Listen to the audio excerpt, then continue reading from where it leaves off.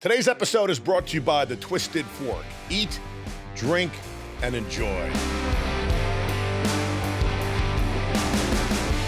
Dana Lawrence, welcome to the show. Nice to be here. Finally. You're the big fish from the kettle of fish. Yes. That's what I tell people. But yes, it's hard. It was hard to get you here because you're a very talented performer, right? And you're in such demand, man. You play. I mean, you and Steve Paradise, I think, are going head to head for the amount of shows you could fit in 1 week. I honestly have a night off, and I feel like I did something wrong with my marketing. But you're actually doing. Sometimes you'll do 2 shows, and I think there was one time you did 3 shows, man, in one day. There's a couple times I've done three shows. How does your voice hold up, though, man? It's a muscle. Honestly, I recently played a nighttime gig, and they asked me not to play during the day, so I would be fresh. And I said, honestly, my voice will be better by doing one before. I believe that. Stretching it out. And yeah. Because sometimes I'll sound better at the end of the show than I do at the beginning of the show because I go in like, and then by the time I'm, at the end of the show, I'm like, I'm warm. Yep. Right. Well, great. Well, like I said, welcome to the show, man. We've been after you for quite some time. You can't talk about Sarasota rock and roll without mentioning Kettle of Fish. You guys have been around for a long time. Yes, we have. And one of the things I notice about your band is that you always surround yourself with really good musicians, man. I learned a long time ago to put better musicians than myself. It first of all, as a team, it looks better, sounds better, but I learn from them. So I'm always learning. I understand that. Walk us through your current lineup. Thorson Moore, he was with me for about 6 years back in 2008 to 14. Went to Asheville, and Greg Polis took over, and now he's been back. Thorson's been back for about 3 years. So he's been your main guy for the longest time. More or less. Yeah. Chris Gerton, he was a musical director on Carnival Cruises. His knowledge of music is ridiculous. Robin Swenson is our keyboard player. Played with Frankie Valli, a couple stints with Frankie. I bring up a song. Have you ever heard this before? Oh yeah, I used to do that with Rita Coolidge, and it just cracks me up. Every band needs a guy like that. Yeah. Like Chuck Leavell does it for the Stones. Like he remembers all their stuff, right? Yep. Pat McDonald on drums. Almost 20 years, 18 years with Charlie Daniels. Great player. Cover of Drummer Magazine before, so they're talented guys. They're probably the best of the best. I mean, really. You know what I noticed too is that one of them's out on vacation. You always have another guy to fill in, like just as equally as talented. We're very lucky. Todd Adams on keyboards. You know what's funny? I saw Todd Adams recently playing drums. Man, he plays drums. He plays and with me sometimes. He plays great drums. I couldn't believe it. He's from New Orleans. I think everybody has to play percussion as they grow up. I saw Lisa and the All Terrain Band. Yep. And I never met Lisa before. Lisa wrote. Yep. And she's great, man. Yeah. They were rocking Madison's, man. And I go, that drummer looks familiar to me. And I said, that's Todd, man. A couple of times Todd has filled in if Pat was unavailable. We just moved Todd from keys to drums because he already knows the songs, and he obviously is a good drummer. So, you know what I always tell people? Like, if you're a drummer, it probably makes you a better guitarist, better bass player. Because I think that, a lot of those guys that play drums, man, I think that they're just in sync, man. Their timing, yeah. Thorson Moore, he started as a drummer back as a teenager. So, and his timing is impeccable. So Kettle of Fish does a residency at Stottlemeyer's. Yes. One of my favorite places. First of all, it's close to my house. The food is delicious, man. Yeah. And the ownership's fantastic. Steve and Terry are wonderful people. So you're there every Sunday, 4 to 7. They call it Sunday Fun Day. Yeah. How long have you been doing that? Well, we just celebrated 10 years of Stottlemeyer's yesterday. Wow. And so you were there since day one? We've been there 9.5 years. Damn. Yeah. So I know Twinkle's got a relationship there too. Yeah. So, because you were doing Sunday Fun Day, I think before you guys, it was Ship of Fools, I want to say. That was like 5 years ago, right? We used to take summers off. I thought that if we continued during the summer when it got hot and it got slow, then we would lose the momentum. So we took from July to October off, and Ship of Fools would do the summers. We don't play as much at all in July and August. In fact, we don't play anything in August, and we scale it down in July. And then even September, because you're from Boston, I'm from New York, and up there, September usually is pleasant weather, right? Yeah. Down here, it's brutally hot, man. Yes. It's crazy. I September is generally when I do my long vacations. Um, Maybe not so much this year, but I've got a couple planned. Is it safe to say that almost all your shows are outdoors? Someone asked me that recently, and I had to say I really think so. Yeah. I Yeah. Some of the places that we did play once in a while inside. I play beach club solo once in a while, and I've taken it literally because it's inside. Yeah, yes, air conditioned, yeah. Yeah. I was just there recently. I saw a Van Halen tribute. Unchained, it was called. Yeah, Completely Unchained. They were so good. that's great. Oh my god, they played the whole first album basically. They played all the Van Halen stuff. They didn't do any of the Van Hagar, but all the people loved it. The purists, man, they Yep. loved it. So you and I share a lot of the same venues, right? Yep. So Twisted Fork, we love it. Yeah. Absolutely love it. First of all, Bert and Marcus are great guys. Yeah. Marcus was on the show, and Bert's actually coming on in 2 weeks. Oh, really? Yeah. Marcus is a good friend of mine, trumpet player for one of Yeah. my very favorite bands, JJ Gray. Yes, yes. And I think like he was with them, then he came back. Now they're back. Are they going to St. Augustine or did they already go there? It's usually in May. Actually, I take that back. Last year was in April. The year before was in May, so it's about right Because now. that might be the only chance I'll get to see them, unless they come, down here. They do something in Punta Gorda, and I think that might be in May also. You would think that maybe he would try to get him at the Fork, right? Or is it not big enough to handle those guys? He has, he's brought it up to the manager, and the manager just hasn't done anything about it, as far as what I remember from what he said. Uh, he doesn't push anything. He's a Got very a mellow guy Yeah. to begin with, and he's hard to get a hold of too because he's always traveling. Yep. But he gives us a lot of shows there, and in fact, we're opening up for a Bon Jovi tribute in a couple of weeks. We're really excited. But getting back to the Fork, I mean, the stage is wonderful. Yep. The sound is wonderful. We always play and sound our best. Nate's a great sound person. Yeah. Even the B team is they're a good group of guys, sound guys. Yeah. And the food is delicious, man. Oh, it's one of the better menus. I was surprised. I don't usually eat before gigs, and now I generally get there early to get something. I thought of a question on the way over here to ask you because you would probably know. Of all the venues in this area, what's your favorite place to eat at? Uh, Two places come to mind. The Little Bar in Naples, outside in Goodland specifically, and Blue Marlin. They both have the best fish. After that, Twisted Fork will be up there. You're a fish guy.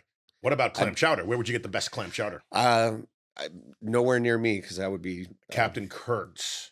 yeah. I'd be allergic. I wouldn't Oh, you don't be eat it? around much. So I don't drink. I don't have a clam chowder. So you play a lot of siesta key, right? I have. Because you do your solo, and then like you're in a trio. You're in like a really good trio, man. It was what's those guys? The McNulty brothers. Yes. It just came about. Tom McNulty was friends with Greg Polis, and Greg said, "Hey, you should go see Dana at Scob." Well, he pulls up in a convertible, and says, "Well, I've got my banjo and my guitar. If you want me to sit in." I'm like, it was like a clown car. He just kept pulling out instruments. I'm like, "How'd you get this?" And normally I don't really say yes to people sitting in. I don't know where it's going to go. Had a feeling about him, and 6 years ago, and we started playing. We played Big Top one time as a duo. We were doing some Irish tunes, and Dean said, "I'm hiring you for St. Patrick's Day." And we did at least 4 years before Johnny Mac was here and there. He goes up to Asheville for the summer, and then he's here. Didn't want to commit to a band, and he had never played with his brother. And he just sat in. He's got, if there's a musical draft, I would take him number one in Sarasota. He's got a voice that Johnny's voice is great. amazing. I love The Verge. Yeah. And they only play like once a year now. Right.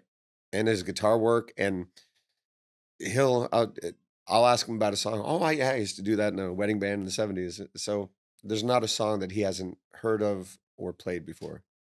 So, and then Tom on mandolin has a great voice. So, Well, the three of you guys do 3-part harmonies. yes, Which is not easy, man. it's different. For a blues centric, blues and rock and roll of Southwest Florida. We're definitely doing something different. And you guys did like a Foo Fighter cover or something that was pretty damn cool. Yeah. Yes, we do. And he does the riff on mandolin. But do you make your set lists for your kettle shows? I don't make set lists. Well, I, here's where I'm going with this, and you could answer this. You guys play the most incredible songs. You just pull shit out that like I can't believe like I say I can't believe a band's playing this song. Like you pull up obscure things, man. So like, what do you just have a game plan and you shout them out, or like yes, I'm reading the crowd, and I mean, if there's 5 or 10 seconds in between songs, it's because someone can't hear me. Chris has his earbuds in, and Pat's hearing is not so great. So I'm literally, but in my head while we're playing, I'm 3 songs ahead. I'm like, all right, we're gonna go here, we're gonna go here, and take them on a roller coaster ride. see that's great that you have that kind of repertoire that you can do that. It's great that I have guys with me that know all these songs, and like the whole book is open. I can just, Do you ever sometimes do something for the very first time live? yes, And then I'm assuming most of the time it works, right? But there's probably those one or two times where like, oh shit. once or twice, yeah. Um, they're pros. I just tell them, hey, let's start doing this song, and if they didn't get to learn it that week, then we won't do it. Uh, but otherwise, I do a lot of solo songs that we don't do as a band, but sometimes I feel like, oh, we should really be doing this as a whole band. I'll throw in Jackson Brown's "Somebody's Baby" or "Boys of Summer" because the responses are great. And then, That's what makes Kettle a Fish very special, I think, is because you're playing songs that no one's playing around here. Now, I also saw you in a Tom Petty tribute once. yes, So talk about that. "Free Fallin'" is the name. I absolutely love. Well, Tom Petty was my hero. Um, has been. He was the first show I ever saw in New Hampshire in '87, and the second show I ever saw. Uh, he just speaks to me.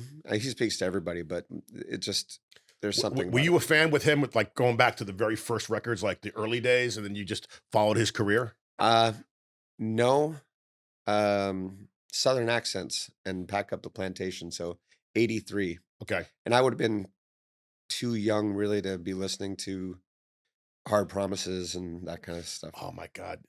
Hard Promise was just fantastic because Yeah, he had Damn the Torpedoes, and somebody said you have to, how you gonna create that success? And he gets like a hard promise he had to make. And he called it Hard Promises, and yep, the waiting came off of that, yep. which I know it's played out, but I think that's his greatest song on that record. I totally agree with you. That's my favorite Tom Petty song of all time. We obviously do it. But I'm pretty sure I heard you guys do something off the second album. You're gonna get it. So I think you dig deep sometimes Oh when you're yeah, doing the tribute. oh yeah. I mean, we've done things like Casadega, and um, we do deep tracks. We definitely There's a song he's got a band called Mud Crutch, Mudcrutch. and there's a song called Crystal River. Oh Yes, my God, that was that one song take. is fantastic. That was a one take live. That's one of the greatest freaking songs. The guitar has that guy always been his guitar player? What's his name? Yes, Mike Campbell. Has he always been with him? Yep. Those guys are like a dynamic duo.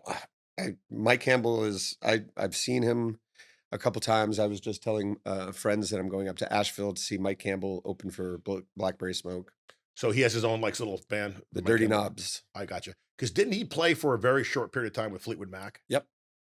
When they kicked out Lindsay, they brought in. The funny thing is, they had to bring in 2 musicians to take care of Lindsay's parts. Mike Campbell and Noel Finn from Crowded House. I might be getting that name wrong, Because I guess but the lead. one was a better singer than I Yeah, guess Mike doesn't sing much, so he was more the guitar guy and yeah, did all Lindsay's parts. yep, Because and the Eagles, did you see the Eagles tour, the reunion tour? They brought in Vince Gill, yes, and then they brought in what's his name's son. yep, Oh, and they're all. who's the kid? He's was it Glenn Fry's kid? Yep. Deacon, maybe is that his name? Deacon Yep. Fry. And we saw them last April, and so a year ago, and they opened with Seven Bridges, and my hair stood on I end. know. Every time I hear that, I always kid myself that I can like be one of those guys and do it. I practice in the shower. It sounds like shit. Well, Prodigal Sons has never had a. Well, actually, I take that back. We've had one practice before, but before getting together with Tom and Johnny, we did have a musical. We had a vocal practice, and we did Seven Bridges, and so that's one of our best songs. I can't wait. I gotta see that, man. I mean, I gotta hear it. That's great. Yeah, But it's when I saw them, they did Hotel California, mhm. and the guy comes out and he puts the record down, and then the curtains open, and it's like the whole album. And then they took a break and they did like a greatest hits after that. That's And awesome. and, we, and the sound, I mean, I saw them at Amalie Mhm. Arena. So when we were in the way back, and it was sounded fantastic. But then I heard, and I didn't go to this, but I heard they did this thing called the Sphere. Yeah, That must have been incredible. they're actually gonna be back there in September. They're doing it again. The only problem is it's so freaking expensive. I'm sure, like, right? Yeah, I've been to the Sphere once. I saw Fish, which they were okay. I know about 5 Fish tunes, and like, or I They really picked up the dead audience, didn't they? Like a a lot of bit of it. deadheads go to see the Fish now. Yeah, but now there's a rivalry. Now it's just silly. And the whole so I like 5 Fish tunes that I know of. They didn't play any of those, and the whole time I was wishing I was there for Dead and Company. Yes, So actually, I'm going this weekend. John Mayer is now doing the Yes, Jerry stuff, and he's fantastic on he's a his own. monster. Yeah, I love him. He's the most underrated contemporary musician. You know, it's funny because I like these blues guys, right? So Eric Clapton is like to me was like the guy in the very beginning, right? And I think he influenced a lot of other people. Yes. I mean, even Eddie Van Halen goes on record saying that he learned to play guitar listening to Clapton and Cream and practicing in his room, note for note. Yeah. But then you got like all these guys came out like Robert Cray, and like Mhm. John Mayer and all that stuff. And I just think that John Mayer. Oh, you know who my favorite is now is Joe Bonamassa. Yeah, he's I mean, he's a monster. yeah. Um, I saw it was a Andre Agassi benefit in Las Vegas, and John Mayer did 2 blues tunes. And I was used to, no such thing. His first album, Pop, he did 2 blues tunes, and I just my jaw dropped. Yeah, And he's wicked. I've been a huge fan since. You ever hear him do Queen of California? Yep. There's a live version from Madison Square Garden when he did a Crossroads, Uh-huh. and it's just one of the greatest things. I have it on YouTube, and I play it over and over I and have to over listen to again. it. It's so freaking Tom good, dude. Tom Johnny has been wanting me to learn that for Prodigal Sons. We haven't gotten around. Well, the recorded version is cool too, but the live version, because then he does like this little wah pedal thing, man. It's like very Mhm. Jerry-esque. Yeah, It's pretty cool. I will Yeah, definitely check it and he's out. got backup singers doing it too. Uh-huh. But yeah, man, I love the blues. Like it's funny. I grew up listening to Zeppelin and Cream, all that stuff. What did you listen to as a kid? What were your main things? Uh, Strangely, Rush and the Police were in Zeppelin in high school, and then I found Derek and the Dominoes. That Yes. was my introduction to the blues, and that has been my favorite album of all time Which one though? since they really only have one album. Because he's got a live. There's a live thing he Yeah. does. Let It Rain's on there. Why does love got to be so sad? Yep. All that great stuff. But you Got to know, get better in a little while. Is that yes. 3-minute intro? That's Don't you know? No, no, no, yeah, no, no, no, no. My favorite Clapton record is Slow Hand, not just because of like the hits on the radio, but like May You Never and yeah. All the Way and some of those songs. The Core. Promise. Oh yeah, the core. Oh my I God. suggested. I overstep my bounds sometimes with friends. I suggested to Susan Tedeschi, a friend of mine, that they need to do. Oh no, not the. What is it? The core or the crunge? It was probably the Core because The core. Yeah, it's a female voice on it, but then there's a wicked sax in there too. yeah. So and she and Derek have done the core since. I don't know if it You had know, anything to do with me, I'm going but to see Susan Tedeschi, Trucks Tedeschi, those guys. I'm seeing that. My favorite record of theirs is Revelator, mhm. and I'm going to see them at is it like in Clearwater, like in October or October something? 12th. Yeah, I got tickets for that, man. Dwayne Betts is opening. Yeah, man, those guys are great. I'll Tedeschi be Trucks. there. Oh, because I saw them like a year ago, and I think they're also doing Barbara B. Man. So I was thinking, maybe I'll do both. I'll go down to Fort Myers and then do the Clearwater. I didn't even know about that. I know that October 12th is a Tuesday, which in music terms or musician terms, it's like great. I can actually go because Right? it's not a Friday or Saturday. I'm I'm gonna have not. to cancel my podcast that night. Eh, I think it's gonna be well worth it. yeah. So you're listening to Rush, Zeppelin. That's a big difference there. The Police, you said. Police. So these are all kind of different things. I mean, like, and then you got into the blues. So now, were you playing in high school? Were you in a band in high school? Not at all. It's interesting that um, the way I learned interesting music was starting with something like Zeppelin and Rush and what everybody was listening to. But after listening to Derek and the Dominoes, I started to listen to the blues. After listening to Police, started listening to Sting. He was my introduction to jazz, Moon Over Bourbon Street and stuff like that. Yeah, those first 2 solo albums of his were really huge. Yeah, And he had that guy on the clarinet, Branford Marsalis. exactly. Yep.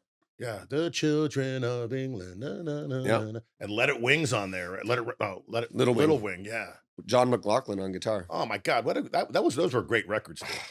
But then I even liked his later stuff, when he did, like, All This Time, the Yep. river. That was, 7, and then he had 7 something. I Seven mean, Summoner's Tales. yeah, so you became a big Sting fan. Huge. In my life, Tom Petty is one and Sting is 1A. Interesting. Interesting, man. I even went to see Sting played with the Florida Sympathy Symphony last year.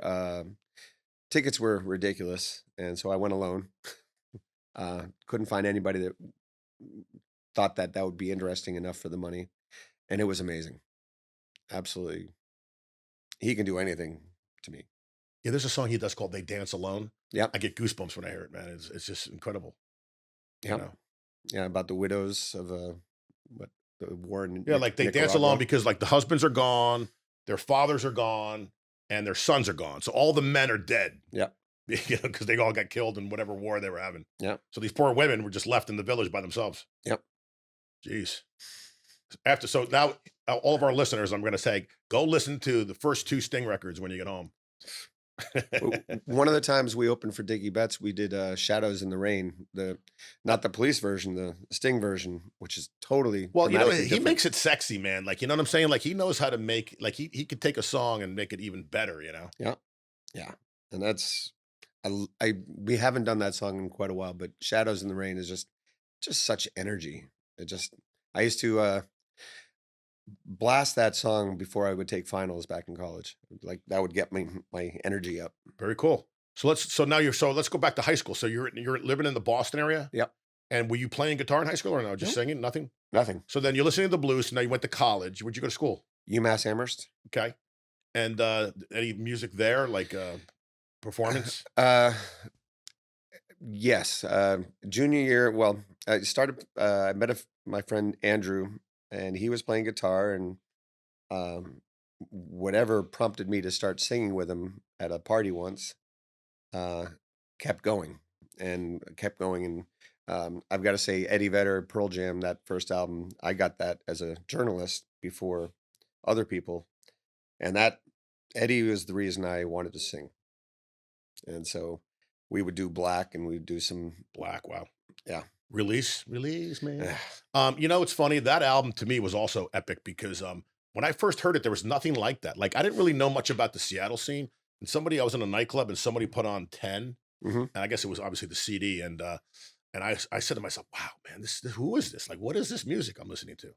Yeah, it floored me as well, and luckily this was they hadn't even played Saturday Night Live yet, and that's when they were on the map. Everybody, it was a national, international. They played UMass a week before, and I had already done my research. Knew that Jeff was a basketball player, and I was working as part of the security for the show. So I went up to Jeff and said, "Hey, you want to play some ball after sound check?" So he grabbed Eddie, and Eddie and Jeff and I and my college roommate went and played basketball. Very cool. That's a W- great story. And we talked about the journalist in me started asking questions. I'm like, "How many records did you really think were, they were, starting to get big?" And they were very humble. And obviously they blew up, and um, it was amazing. No doubt. Now they're selling out, Chicago, Wrigley Field, and I was there. they're doing all these interesting venues, right? Yep. And, they still put out new albums, right? I mean, Oh yeah. Dark Matter that came out last year was amazing. because the second album after 10 was, with the Dog Versus. Versus, and that was a really, really big one. Yep. Elderly woman behind the counter at a small restaurant In a small in a town. small town. Yep. That's the first song I ever recorded on, a little tape player, and I listened to it after, and I almost never sang again. Well, he's fun to sing. Isn't he fun to sing? Because he's, they're down here, instead of Yeah, up here. it's almost like a out of the side of your mouth. That's at least how I started singing him. It was like, "Arr, I've seen, recognize." It's just now I've changed the dynamic of it, but That's But did you also get into the other like, did you then dig on Soundgarden and Foo Fighters and all the other bands that came out of there, Alice in Chains and yes. STP and right? There's a When I whole lived list. in Key West, I was in an alternative cover band. We did STP, Alice, Pearl Jam, Meat Puppets, that kind of stuff. So let's talk about that. So okay, let's try to go chronologically. So now you got out of college. So where did you go after that? Uh, Key West. Okay, so you went down to Key West Went to really just visit a friend and stayed for a year and a half. and you got a job there, I'm assuming, Yep. and you got into music down there. I bought a guitar at a pawn shop on Green Street. It's no longer there. And I would go to the southernmost pier with a 6 pack of Schlitz Ice Light for 269 a 6 pack and practice. And you see some incredible sunsets, man. You know what I'm Yes. saying? It's Oh crazy yeah. down there. Yeah. Yeah, it's a very good feeling at Key West. I go down twice a year just to visit, and I learned I can't. I like to drink Jack and Diet, and I learned I can't do that during the daytime there. I have to drink light beer because you drink all day, and you can easily get trash before noon. Yep. Yep. I've seen it. Did you ever play? Like my band was always talking about, let's do like Sloppy Joe's. Wouldn't it be cool if like we played there? You know, I know 22N, our good friends did a residency there, and she said to me, in the beginning it was great, and then afterwards they're like, thank God it's over because you're 6 nights in a row, Yeah. man, of 10p to 2a. I Yep. mean, that's nuts. If you're doing all the singing yourself, that's insane. Yes. Yeah. I don't know how she does it sometimes because um, in the first 5 to 10 years, Kettle of Fish, I was singing 95% of the songs. Thorson would sing a couple songs here and there. At some point, I realized if I wanted to have any longevity in here, I needed everybody else to sing. So I got a singing keyboard player, a singing bass player, even for a time, a singing drummer. And Thorson or Greg. So now it became 5 part harmonies and 5 people who can sing. Gives me a break. And But but the reason why you're successful today is because when you were younger, you probably had to do a lot of heavy lifting yourself, and you yep, probably learned your craft, right? yep, You know, I mean, you probably made a lot of success. Maybe you had some failures. You learned what to do, what not to do, right? plenty of failures. Yep. So Yep. after Key West, where'd you go there after then?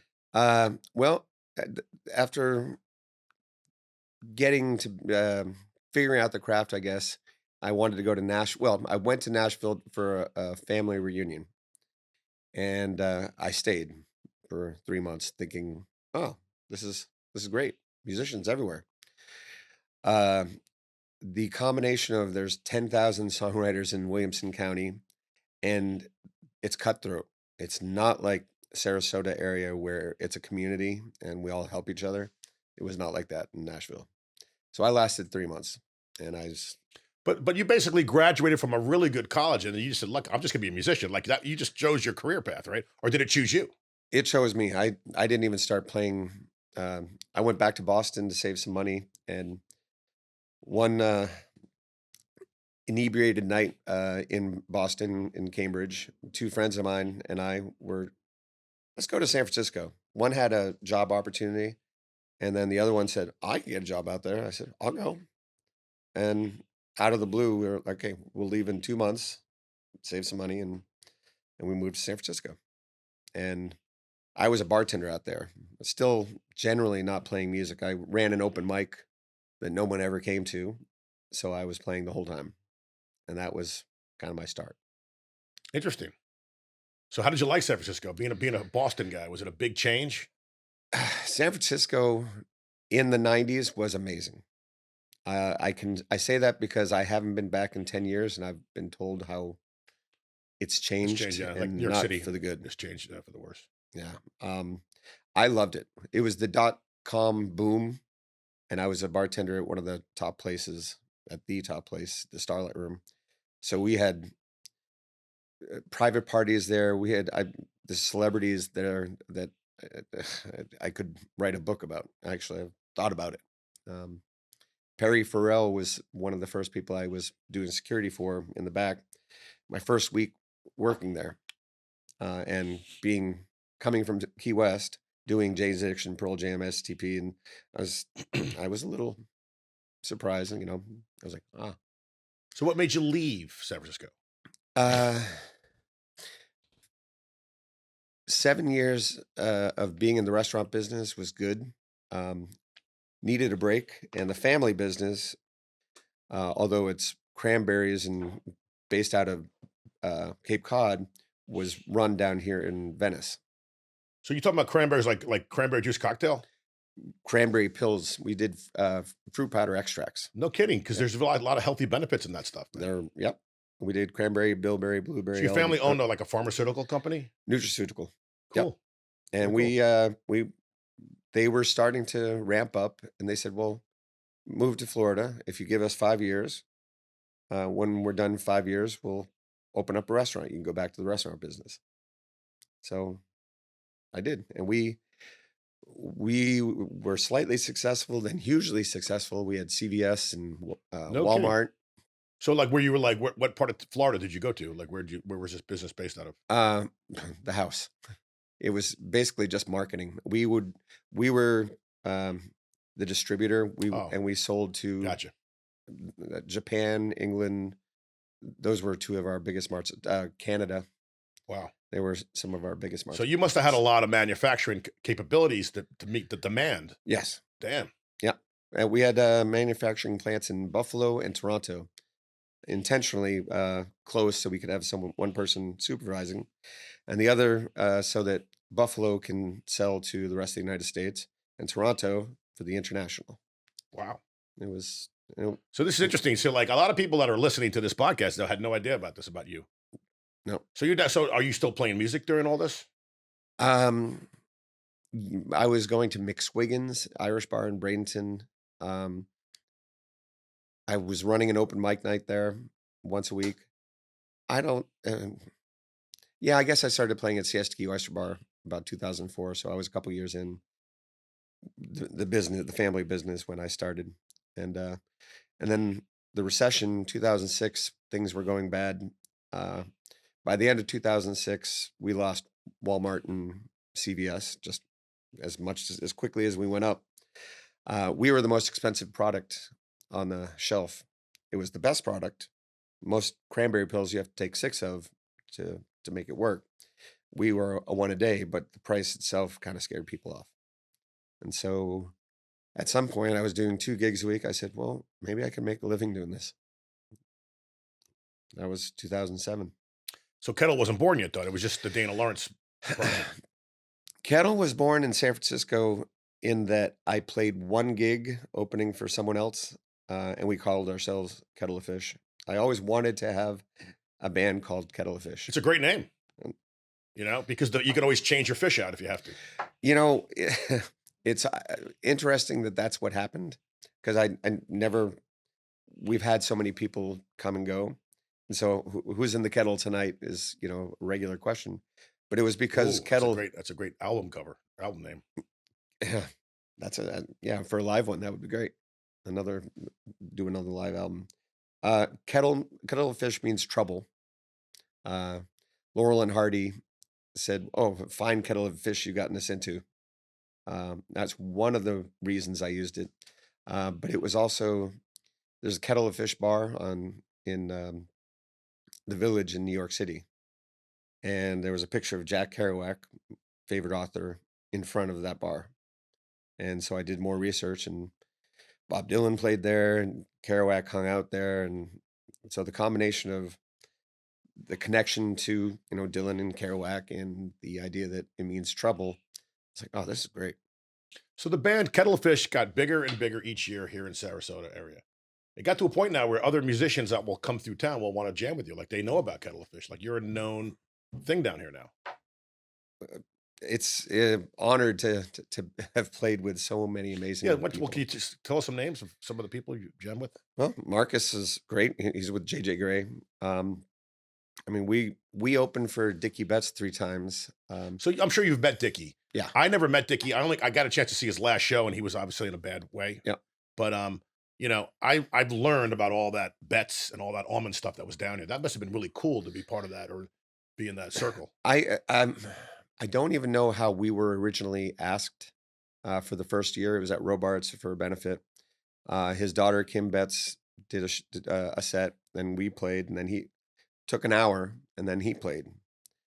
Um, Next year we did the same. I think different beneficiary, but same Robarts benefit, and he asked for us to come back, and even told the Herald, and this is still my favorite compliment, that Kettle of Fish was intimidating. And that's why I took that hour in between instead of like 20 Because minutes. he had to practice. He was like, "Damn it, I It's can't like, let those guys show me up." yeah. And then and then he blew us out of the water on that night. Well, the guy is a living legend. Yeah. You know, he played up right up until the end. Yep. I saw an Allman Brother thing at Van Wezel where they rolled him out in a wheelchair, and I guess it might have been his birthday or something, and then he died shortly thereafter. Yeah. It was Almond Betts. Yeah, I was there. Yep. Yeah, I was there for that. Yep. That was a great night, great show. And Tal played bass. Yep. She was amazing. Yep. You know, we're blessed. Don't you think we're blessed? I mean, there's so many good musicians down here. It's amazing. You know what I'm saying? Yeah. It's, well, the weather is good. And, I've always looked at it, a lot of famous musicians will move down here.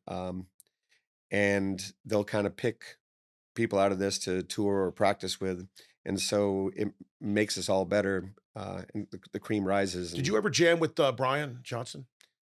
no, I met him at Dickie's house once, and didn't get a word in edgewise. He likes to talk. Funny guy though.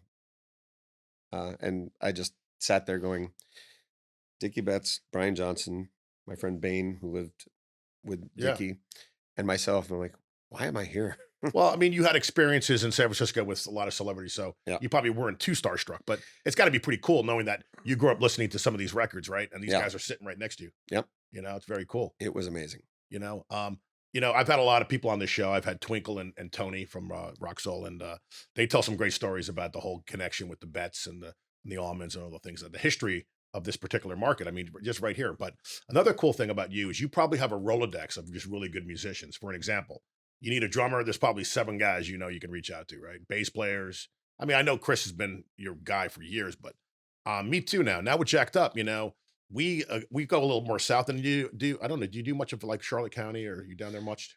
Not much, no. Yeah, we've been going down there a lot, and I'm meeting a lot of people down there. A lot of really good musicians in Collier County, Lee County, Charlotte County, and with our exposure in the seafood festival, I'm meeting a lot of people too when we go down there. Yeah, You know, that's another thing. So we talked about Twisted Fork. I love doing the seafood festivals. absolutely. 90 minutes, so you just go balls to the wall. Yep. You put on your best 90 minutes. Great sound.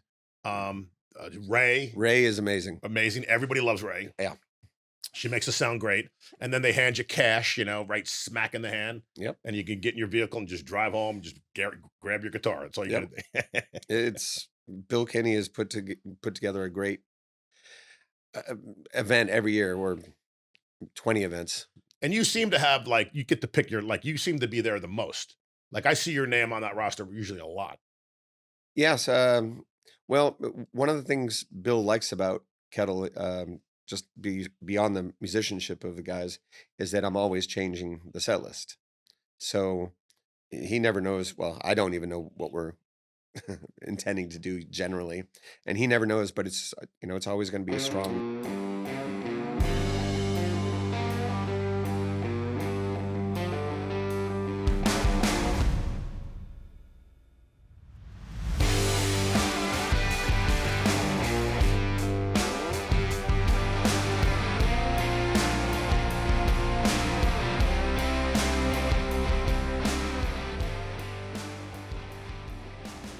You were interviewed once, and I read this. You described your music as festy blues. Yeah. So wait, can you explain that? I made up the word because it's festival blues, and festival blues, or blues that you would see at the festivals, is not straight up blues. It's you got the funk, you've got a little New Orleans, you've got a little high energy songs, got a little R&B, and that's us. Yeah, I think one time we played after you, and we were like, "Shit, we have to go on after Kettle," because we're like, we got to bring our A game now. One time too, I missed it. I was on a boat in Mexico, and I think my new singer debuted that day, and she came on after you guys or something. There's something like that. I don't remember. I get my dates confused now. Like someone says, "Do you remember that thing in Naples we did like 2 years ago, and it was really hot?" I'm like, I can't remember now, man. Yeah. So with that said, I think we need to do these 2 shots here. Okay. So you tend to be you said, well, I mean, you love tequila. I do. Tequila is one of the few things that I don't know anything about. I know Cabo Wabo, for the marketing, right? I'm a huge Sammy Hagar fan. I made margaritas for him in San Diego back in the 90s. Well, he built that thing up and then sold it to one of the major companies and Mhm. made a fortune, man. Yeah. And then now he's doing something else, right? Doesn't he have some other like didn't he do like a rum? He did like a Hawaiian cane rum. I haven't kept up. I mean, I barely keep up. Just was in a liquor store this weekend to get tequila, and it's changed so much. Dude, it's so funny. I was just at Total Wine and I couldn't believe how big it is and I couldn't believe the selection. Yeah, It's insane. yeah. I mean, you walk, there's a whole aisle of just bourbon and whiskeys. And you're like, what do I get? I mean, and I just go to the Jack. I mean, that's all I know. I'm sure there's a lot better stuff out there than Jack, but that's what I'm comfortable with. Mhm. But what is your go-to? Like like if you're going to go to tequila, what do Actually, it's more Irish whiskey. Tullamore Dew would be my number one go-to. being that you're an Irish guy, Yeah, it's in your bones. Irish and Scottish, but I like Irish whiskey more than Scotch. Really? What would you say the difference though? Like, I mean, Scotch to me is pretty nasty. Like, I'm not a Scotch guy. Is Irish whiskey? You could say it's smoother than Scotch? It is smoother. The Scotch has that peaty flavor um, that turns a lot of people off. So you either love Scotch or you don't like it at all. You know what's funny? I quit drinking beer. I used to be a big beer guy. I got sick of beer. Now I just drink whiskey and Coke. You know, it's like I can't drink wheat and like it makes me sick. I'm totally the same. I from Boston. Gluten, right? Yep, totally from Boston. Grow up drinking beer all the way through college. Even when living in Key West because it was cheap. Um, but once I became a bartender, a spirits expert, I'll drink a Guinness here and there, um, but generally no beer whatsoever. Yeah, it just slows you down and bloats you. Yeah, I've got to watch it already. So I'm with you, brother. Anyway, cheers. cheers, So today, folks, is Cinco de Mayo. So we're having a cocktail for Cinco de Mayo. arriba. I love that glass. You collect those glasses, man? You probably have a bunch of these in your house. I do have a few. This is my friend Julio's bar in San Francisco, so I brought them with me when I moved here. Cool. Memories, souvenirs, and memories. So, what do you do when you're not playing music, which I know is pretty much 6, 7 days a week? What are some of your hobbies and interests, man? What are you doing outside of performing? I wish I could say I'd be getting out on the water. That's the goal someday, but golf is pretty much the number one thing I Ah, do. another Scottish thing, Yeah, golf. So you're a big golfer. yeah. I I love golf. It doesn't always like me, but that's uh that's the nature of the game. So didn't they just redo this Bobby Jones thing? Yeah, So is that a good place to play for around here? it's okay. Um, they combined. They took two 18 hole courses, and they took 9 and 9 of the two, and then they made a preserve around the rest. They there's not much to it. There's Yeah, no it looked like it was kind of flat, it's and fl it looked like it needed like it was not green at all. It was the most brownest golf course I ever saw. I Like they used stopped to watering it or something, you know? Like, well, they did that, to kill it so they would start over. oh, that they did it on purpose. Yeah.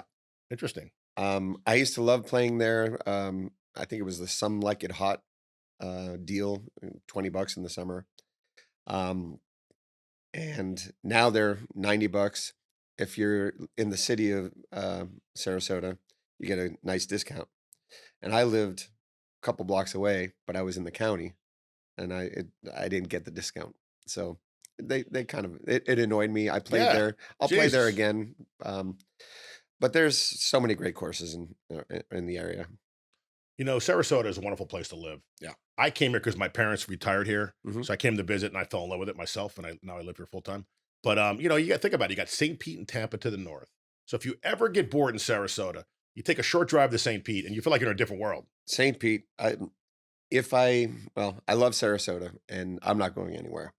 But if I knew about St. Pete before I moved here, I probably would be up there. Did you ever play any places up there? Did you do the Three Daughters I did, Brewing? yep. Oh, Janice. Did you ever play Janice? That would be cool. I have never played Janus. Played Skippers many times. We did that beach place there, something on the beach. It was part of like a little motel, and it was like a little nightclub on the beach there. You know what I'm talking about? In St. Pete Beach, Yeah. I know what you're talking about, and I don't remember.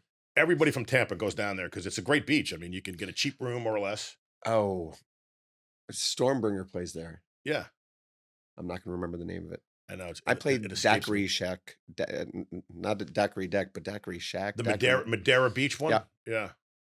played there a Oh couple my God, we times. one time we played a place up in Clearwater called Rock House. Mhm. I think they moved it because I think the hurricane wasn't kind to it, but it was kind of a weird place because they wanted to be a rock bar, but there was no stage and it was one of those cement floors, and there was no place to really set up. It was like it was kind of weird, you know. Yeah, sometimes some of these bars have music that they never really planned or they never really thought ahead. I play some of these places. I'm like, you want me to set up where? They, it's they're thinking that they're going to have music, but they don't ask a musician or even like go other That, places to get an yeah, idea. that would make sense. Uh, I will say, Rama from Clancy's came up to see us at Skipper's because they were going to expand Clancy's. This is at least 10 years ago. Uh, 15 years ago. So she came to see us because they wanted to do kind of a Skipper's feel down at Clancy's, and they did. They expanded quite a bit. We just played Clancy's. We play there once a month. We love Clancy's, dude. Yeah. We love Rama. Now her daughter's running it. Yep. Great people, great staff, very loyal customers, dude. There are people that have been going there every day. I mean, like it's just a great place, man. You know, I'll never talk badly about bad owners, but I will rave about Rama. She's one of the better owners. She Yep. was. We got a raise just because she liked what we were doing. Yes, as she That should. doesn't happen. They don't just throw Well, I money mean, at I you. think some of these venues, you know, they recognize talent, and they're looking at their receipts. I mean, let's face it, you know, like the Who could play at Stottlemyre's, but if nobody shows up, who cares, right? I Right. mean, it's about, you know, at the end of the day, it's about the ring. And for a band to go in and say, well, I need more money or whatever, you know, you have to justify that, Right. you know. And I think that some of the smarter owners realize, hey, man, Kettle's really good. We don't want to lose them. Let's, you know, let's reward them, right? Because they know what kind of revenue you can bring in. I mean, at Hmm. the end of the day, it's a business. Yeah. And has become a brand, right? Hmm. You guys have a product. Yeah. Now there's expectations. Yeah. Do you I don't do contracts with everybody. Like all these, I just do agreements. Like we don't have contracts. And when people say, "Do you ever get a contract?" I'm like, that. I mean, I don't think anyone's gonna screw me. I haven't gotten screwed yet. Have you Um, around here? I think once, and I agree. I don't do. We do agreements, and for private events we do Yeah, it's contracts. different though. Yeah. But for a venue, I can't remember the last time I ever did a contract. Yeah, if ever. You've had to sign. You know, obviously tax things. Where a couple places have had things to sign that you have to follow certain rules, and then you have to sign that. Well, you know, the sandbar used to have that. Remember that sandbar used to have that light? Like they had a sound meter and a light would come on if you were too high or something like that. I You hear about that? It was I've broken seen by it a by couple the time we times. got there. It was broken, but we saw it's still up there. And I guess the light would turn red if you were like, Well, over 10 years ago, the noise ordinance thing was very troubling for Sarasota. So I remember a couple places had meters right above so you could make sure you stayed under. well, the one thing about your band is you guys are not a loud band. You guys play proper. Your volume is always proper. I mean, some of my friends, you know, have this is crazy loud. Yeah. You know, out of control. And the front, you know, we always have a sound guy now, and we try to keep our stage volume as low as possible so he can do his job and he can produce us out front. And we learned over the years, you know, we eventually we went to inner ears, then we took our amps off, then we did the preamps through the house. Then, you know, we went through all different combinations to find out what's right for us. Yep. And every venue's different, as you know, Right. like the Gator Club. We still play there, and it's crazy because it's a late night, right?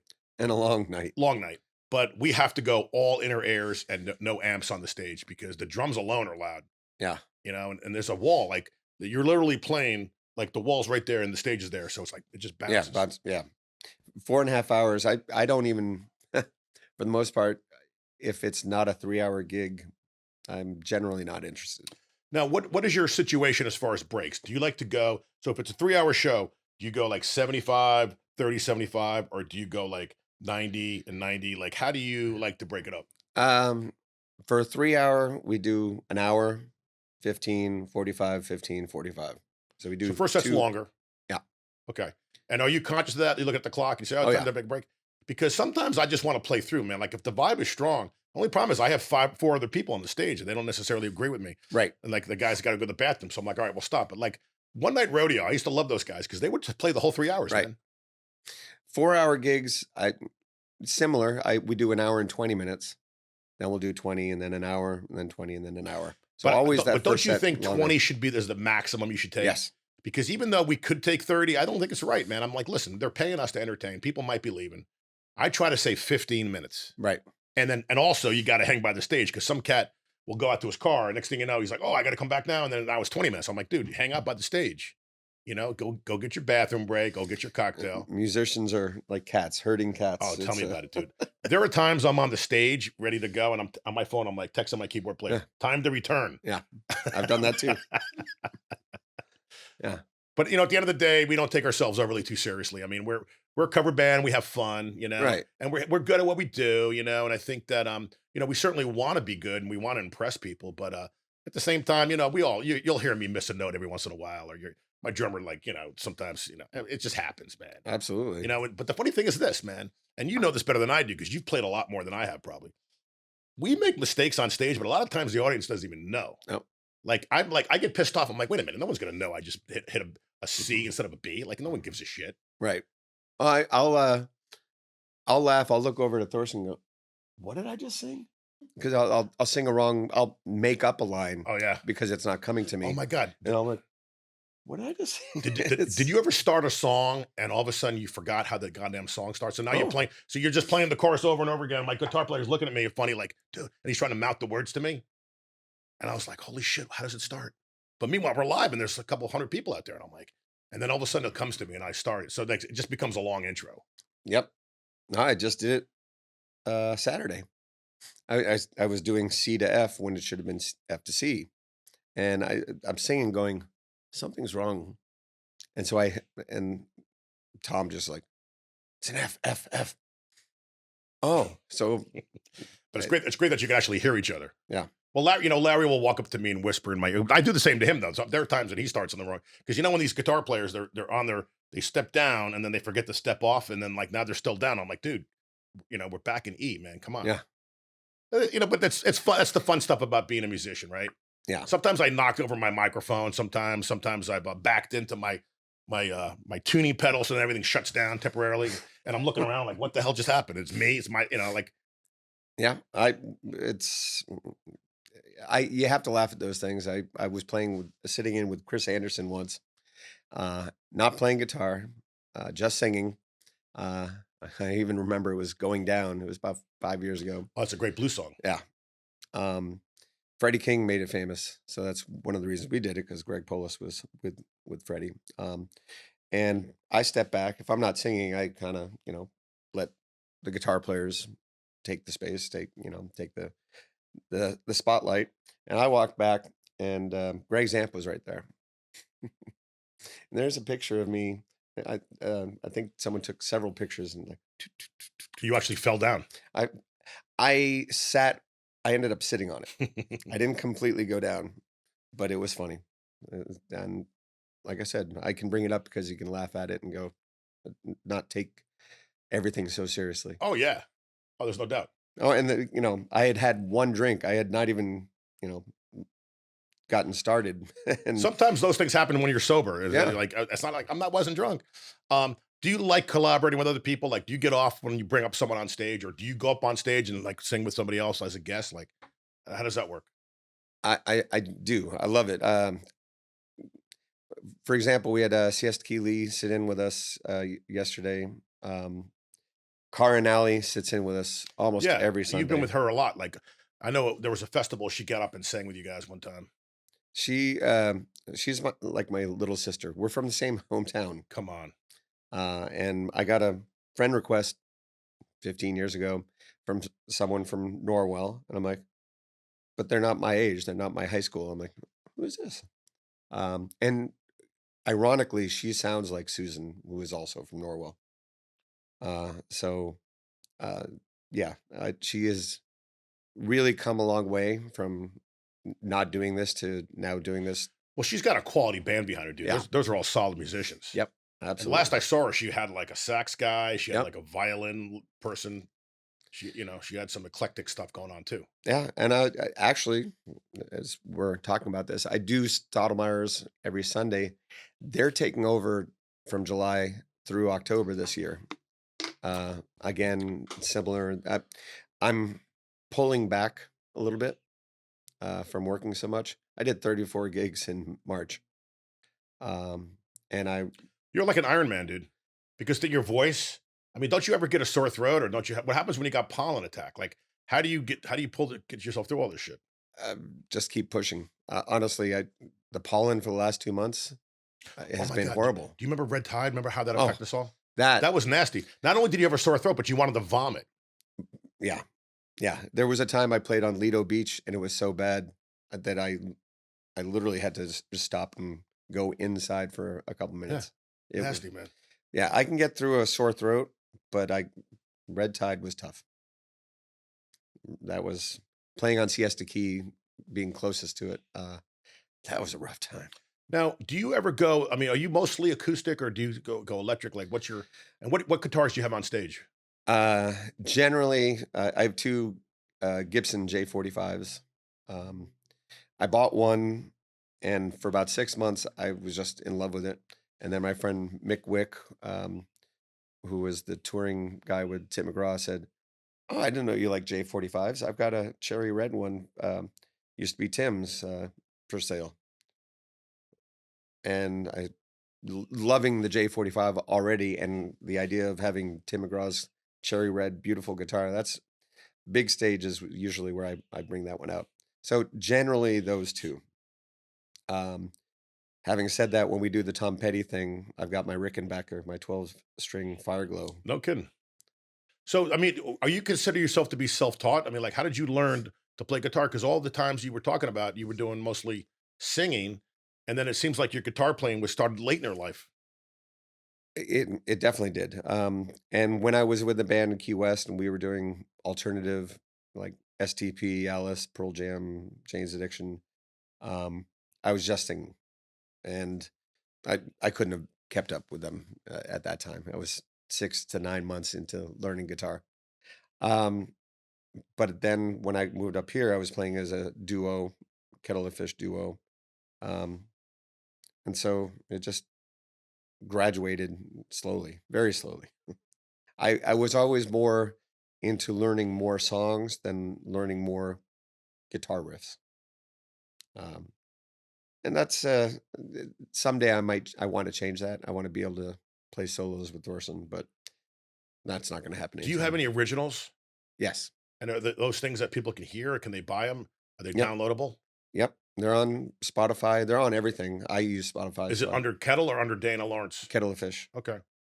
Yeah. We have 3 albums out. One was 2013, just in time for one E, just a 5 song EP, which still is my favorite. The songs on that are pretty strong. We did two CDs, not great planning, but in 2016 we did two at once. We released both. One was originals. I think there were two covers on there, and one was a live one where it was mostly covers, really random covers. What particular band do you love to cover? Like Van Morrison, the Eagles? Like, what is it like that really, you're excited about covering? The band, The band, yeah. So the band, I mean, they have a lot of music out, and the Last Waltz was an amazing movie. yes, But a lot of people probably maybe only know the radio friendly stuff, right? right, The Weight, right, right? That kind of stuff. They do a version of "Don't Do It," yeah. "Don't You Break My Heart." It's one of my favorite songs to do live. Yeah, that's a good song, man. It's great. Originally Marvin Gaye, and then the Who did it. Uh, But the Black Crows sang it. That guy sang it too. Chris, Chris Robinson sang it. And I love the Black Crows, man. They're like my favorite band. And the best thing about those cats is when they came out, they were needed because rock and roll was weird back then. It was different. And then the Black Crows was refreshing because they that came out album, yeah, and that first record, right? yeah, twice as I hard. mean, we That, still do Hard to Handle. It's like part of one of our basic staples, yep, it's great, great album. Uh, we did Watkins Glen revisited for about 3 years. Watkins Glen was the band, Yeah. the Grateful Dead, the Allman Yeah, Brothers. yeah. And years ago, s- someone had they were talking about getting a big Dead tribute band, and someone else was talking about doing the band, but they couldn't figure out who was going to do the band. But here's And the I th was going to do the Almonds because I was with Barry and Mike Koch, but it fell through. We couldn't get anybody to do the band. I know, but is there enough material that would warrant people coming to see the band tribute? Yes. Well, at least we did 1 hour each. 1 hour Grateful Dead, 1 hour band, 1 hour Almonds. We did an hour. Night they drove Old Dixie Down, Sure. Ophelia. They're once you get into it, you realize how many great songs that are reachable for people to actually access and go, "Oh, I like that song." Yeah, I love the wait so much. Yeah. That's great. So in this final minute here, how can people find out about where you're performing? Like, how do you broadcast, or how do you talk about your shows? Where do you publish your stuff? Kettleoffish.net is most of the information about us. Are you with Sandy Kaplan on that? Yeah. Because he does my stuff too. Isn't he across the street or something? I don't know where he's located, but he does my website. He's a great guy. In fact, it Yeah. was his birthday recently, and we sang happy birthday to him at Clancy's. Oh, I He was there missed with it. Mookie. Yep. I've known Sandy forever. Yeah, his office is right here on Because North. he does you guys, he does Twinkle, does us. He's doing a bunch of bands now, Yeah, man. and he's a great guy. Sarasota Post, um, Suncoast Post. It's Suncoast brilliant. Post. Brilliant. He has his own thing, man. That's Yeah, like that's genius. yeah. So and that's for all the information. If you hit events, it'll actually go tonight. Okay, Don so that's what I do. McKeon's. So yeah, because my on my website that Sandy just upgraded, Go Tonight is populated there. So when I go into Go Tonight, it transfers over to my website Yeah, so that people can see him. Are yeah, you on Facebook as well? yes, yeah. For Kettle of Fish, for Prodigal Sons, and for my solo stuff. I know, but like, how do you know about Prodigal Sons? Is that a separate Facebook or is it all on one? Separate Facebook. Okay, Facebook, yeah. so somebody would have to type in Prodigal Sons, and then find out what that is, because And that is an interesting concept. That people need to see that, guys. If listening, if you haven't seen Prodigal Sons, you got to go check them out. When's the next show for that? Because doesn't Johnny and Tommy, aren't they I was gonna traveling? say our next show is in October. We just played our last one at Shabine, the Irish bar on Siesta Key, because I'm gonna be away in Vegas this weekend to see the Dead, Cool. and then Tom leaves Sunday for Massachusetts, and Johnny leaves in a couple weeks. So is Prodigal Sons in high demand on actual St. Patrick's Day? Like they're probably paying you big money, man, because it's like that's a big payday, right? We did the Shabine bar, and then we did Ringling So you this did year. two shows. Yeah, Damn. we have done 4 shows before. Big Top does the St. Patrick's Day You know what's breakfast. funny, dude? I know you love Kettle, but you could just take that band and tour with that thing and make a lot of money. You just go out with those guys, man. Don't you think? I, it's people laugh. I've been doing kettle for so long that it's like wearing your favorite jeans. It doesn't, it's like, oh, these are comfortable, but you don't really think about it. Prodigal Sons, they just say how much I look like I'm having more fun because it's so different and I'm having a blast. So at the same time, they're two retired guys that do this for fun. I never want to push them too much and then make it work, um, make it a job. So we do here and there. We in season we were doing like 2 a week. So hopefully doing more of that. How would you describe yourself? If someone said to you, "What do you sound like?" Like, what do you when you sing? What do you who do people say to you? Hey, man, you kind of sound like that guy, or you kind of play like that guy, I or do you have your own Dana Lawrence sound now that like is unique? well, it depends on the song I'm singing. I emulate who I'm singing, the songs I'm singing often. I'll sound like Eddie doing Pearl Jam. I'll sound like whomever. Um, every once in a while, Darius Rucker. Um, Oh, I like that Hootie stuff, man. yeah, You guys cover that? no, I love that shit. Driving, and we did years ago. There was no rhyme or reason to and why he we didn't. wasn't he a flash? Like he was really popular in the '90s, man. And he was like on MTV, and he was doing a lot of sporting stuff. And then they kind of like died out, right? But then Hootie, he came back solo. the Hootie, the first album from Hootie, that was one of the biggest debut Yeah, like albums. Hold My Hand, Kind of like, I Only Want to Be With You, right? yeah, Let Her Cry. Let Her Cry, They were like Driving, Counting Crows. They oh, both came out like, another one. yeah, Counting Crows, man, they were like really popular. yeah, Mr. Jones, yep, right? Sullivan Street. yep. Damn. I'm learning Long December. Oh, that's a good one. Yeah. So are you say, is it safe to say that you're still learning, you're still practicing? Like, how many hours do you put in? Like, are you sitting at home, you just noodling and just continually working your craft, or what? In season, not at all. Because you don't have time probably, right? I Lack of time, lack of finger. My fingers go. I put them through enough with 7 gigs a week. I don't want to pick up guitar at home. But that's summer when I go down to. I'm gonna say 4 gigs. It's never happened, but I'm trying to do only 4 gigs a week. That's when I'm gonna be learning new songs and writing new songs. That's cool. So how many songs would you say like are in your brain right now, man? Like if you had to say, my repertoire is like, and start to finish, like, you know, all the words, how many would you say? I've been asked that a couple thousand. Oh my God. That's insane, dude. Yeah, and if you throw in the iPad in front of me, more like 5,000. Yeah, right. Because It's sometimes you need that iPad. Yeah, Damn, dude. You're like a walking freaking jukebox. yeah, yeah. Greg always laughed. He's like, "I don't know how you remember all this." He called me the elephant. You just got one of those good memories. I mean, you said you were a journalist guy when you were younger, Yeah, right? So maybe you're really good with English and you're good reading and writing. You have a good retention. good retention. Actually, strangely, my retention back in high school was not so good. ADD. I would be like reading something, and then So veer off. interesting. So then, do you think that music kind of made you zone in? Like, how did you get over that? Repetition. Because I play 7 gigs a week, and I'm repeating these songs. Eventually, they're there. Muscle memory, dude. Muscle memory. Same thing with me, dude. Yeah. There's some songs that I know, like I know them because it's beaten in your brain. Yeah. Your fingers just go to the right places without even thinking about it. Yep. It's crazy. Yep.